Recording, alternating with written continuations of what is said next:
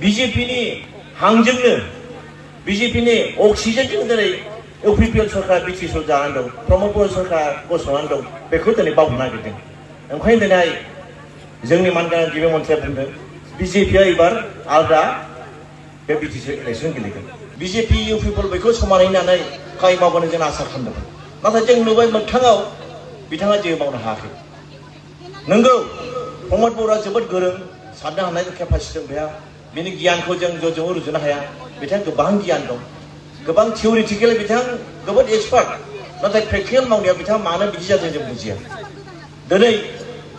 5 बोसोर जानोसै 4 बोसोर थांबायानो बे 4 बोसोराव मा मावदों नोंथांमोना नुगासिनो दं गासै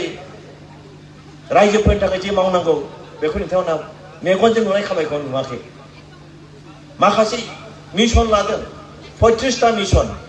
बे मिशनखौ दिनै मिशना थियरियाव दं प्रेक्टिकेलाव फैनो हायाखै बे थियरिखौ जोंनो प्रेक्टिकेल लाबोनो हायोब्ला निश्चय जोंहा जौगाखांनाय जागौमोन नाथाय जों नुनो मोनाखै दिनै नुदों एक सेथिया खामानि मावै मावै जोंनि पार्टिफोरखौ डिसलिगार खालामदों दिनैहाय जोंनि EMफोरनो BJPनि EM MCLफोरनो स्किम होआ जेबो होआ अयदास गावसिनि UPPLनि जेसेबां प्राइमारियानो होन